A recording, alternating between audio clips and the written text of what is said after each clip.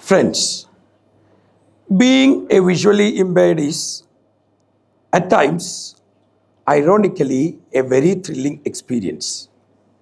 A few years back, I had been to one of the nationalized banks nearby my house. Do not imagine that I've gone there to invest lakhs or crores. I just wanted to take an account. So I went along with my wife Ruxana, asked the manager to give me an application form. He gave me, we filled in everything, submitted all the papers. The manager examined it, told me, okay, we can give you an account. You are visually impaired. You cannot be given an ATM card and a checkbook. Do you imagine that I was shocked? Never. Because I have had enough experience. Of course, I had another account in another nationalized bank. And of course, I had already made enough interventions for my friends across Kerala. So I, as usual, in the most polite way, I told him, no, sir, you're wrong. We have the RBI regulation saying that whatever is the facility enjoyed by the other customers should be equally provided to people with visual impairment as well. He told me, sir, please submit me that order. I'll check in 1 hour and we'll get back to you. I told him, I'll wait for 30 minutes. If you do not do that, I know what to do. In 15 minutes, he called me back. Sorry, sir, we have everything properly enlisted in our manual that you can have all the facilities you want. So no issues, because that was in 2022, 2023, where we had the Federation of the Blind, other organizations, different regulations and rules by different agencies. Imagine, in the late 1950s, T.P. Vasu sir, after completing his 10th standard, goes to one of the colleges in Trichur to get an admission for pre-degree course. So, Vasu sir had actually striven a lot to get admission in a high school, because being visually impaired, after completing his 7th standard, he had to go to Trivandrum, the secretariat, to get an order saying that this is Mr. T.P. Vasu, he is totally visually impaired. He has completed his 7th standard. Now he is eligible to join a high school. Can you imagine the same happening to any of you today? So when Vasu sir met the principal of the college, he told him, sorry, you are visually impaired. We don't have adequate ambience or provisions to accommodate you into our college. So please, we are sorry that we are not able to admit you.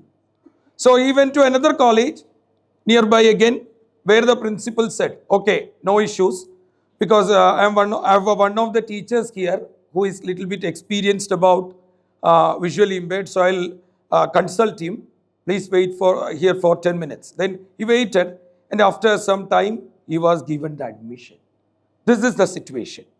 So earlier in 1960s and all that, the society was not even aware of the fact that there is a group of people called visually impaired. They have any problems. In 1969, George Gutti Kareparambil conducted a study in Kerala about how many people are employed among the visually impaired in Kerala. Do you expect that he would get a statistics that there were 100 people? There were 50 people? There was only 15 people among the visually impaired employed. So, as usual, in the case of any marginalized community, in 1967, a group of visually impaired people who had got educated despite all the constraints and limitations and social annihilations that they faced, decided to form an organization. Thus, Kerala Federation of the Blind was formed in 1967 on September 11th at the first blind school for the blind in Kerala, Kunnangulam. And the journey ahead was not that successful for the federation. There for us, no department was there for us.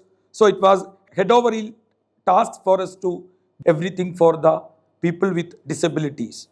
In 1969, you know, we conducted the federation conducted its first strike at Trivandrum. It went on for 10 days. The leaders of the federation approached the chief minister at first and told him, we have certain very limited demands and you may consider them. The chief minister told them, no, I am not ready to consult. We have our own way of doing things. I cannot change it all on a sudden. Then they told him, no, we are going to strike. You do whatever you can. And it went on for 10 days. You know what was the important demand?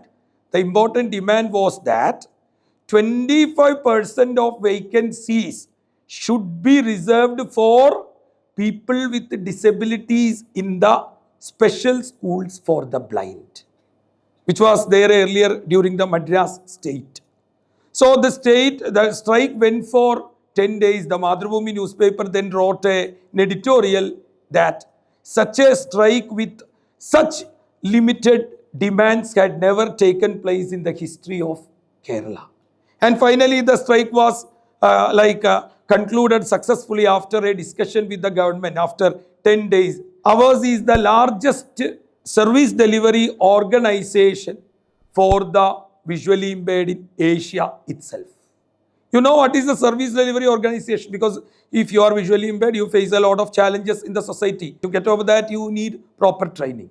From the newly born visually impaired children to the uneducated, underemployed or unemployed people who have nobody to look after them. For example, you know, me and my brother were born in a very remote village in Wayanad district. We both were visually impaired by birth. Though our parents gave us better treatment, better acceptance, and they never discriminated us in any way. They were not aware of what are the scientific possibilities for us to be educated, how we would be mainstreamed. But on one particular day in 1967, Mr. Muhammad Hanifa, guidance counselor of KFB at Wayanad district, later my teacher, came to my house and told my parents that you should not keep these children closed in the house. You should take them to the special school, let them get educated. You know, but for that decisive visit, I would not be here to talk to you now. So I owe him a lot for that. So such sort of services, running special schools, running vocational training cum production centers, running home for the destitute blind, giving special training to women with visual impairment, conducting sensitization programs, making available equipment for the blind. Everything is done by people, Kerala Federation of the Blind. When I was studying in my school, of course, I was using the books provided by the Federation itself. So what we are doing, we are sensitizing the public, we are empowering the visually impaired, conducting many programs and all that. You may ask how I did come to the Federation. When I was in the school, my teachers used to motivate me that there is a Federation. Some of them had shared their experience of being in the Federation. So when I was doing my graduation at Farook College, of course, one of the best colleges that accommodated its facilities to Farook College, then and where I have the fortune to work now, I went for a Students Forum conference of the Federation. I got elected the president of Students Forum. Then there began my journey. There was a circular by the government of Kerala that visually impaired people are not eligible to study B.Ed. And we had to organize strikes in front of all the universities to get it done. We were not eligible to study in high schools. We had no college opportunities to study in colleges. We had no financial assistance to stay in hostel. So that was a mode of activism. At first it was through strikes, government interventions and all that.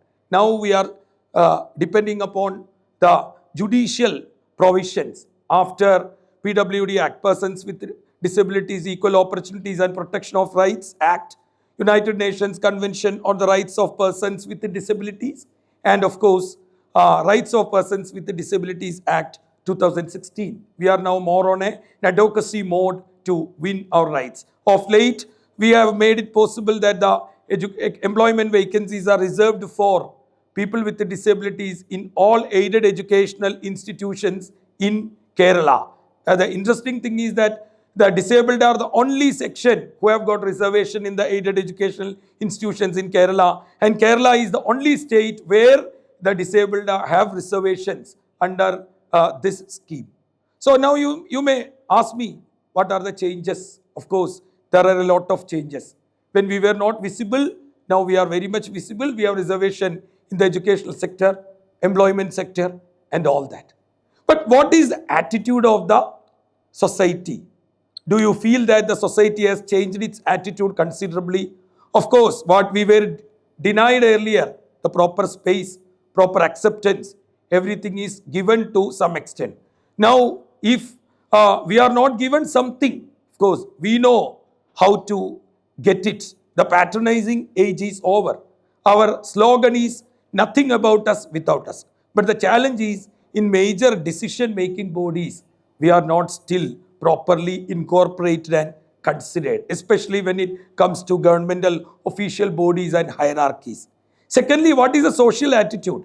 Very often, the society is still treating us as either extraordinary bodies, as Rosemary Garland Thompson calls it, or good for nothing, nullified people, victims of the fate, underprivileged, who deserve sympathy. When I get into a bus, I have a seat, and the conductor will say, there comes a man, a patient, or an exemption, because I have passed.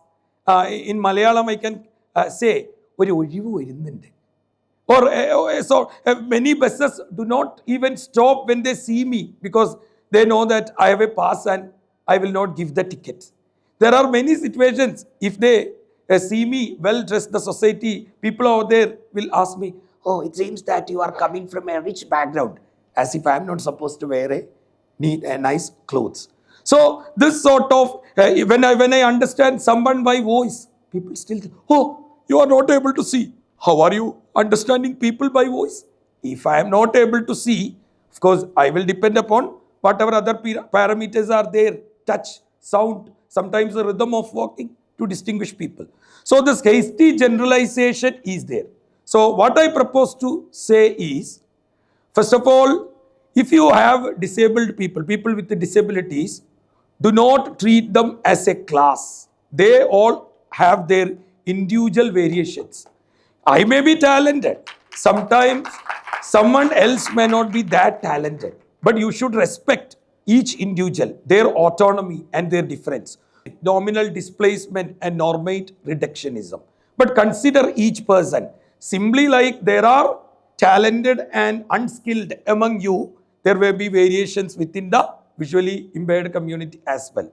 Secondly, people should understand that it is not just the generosity of people that we want all the accessibility, accommodation, all the sort of reasonable accommodation and all that. If I say that there should be ramps and lifts in the college, it is not just for a group of people whom you consider impaired or disabled as the victims of fate.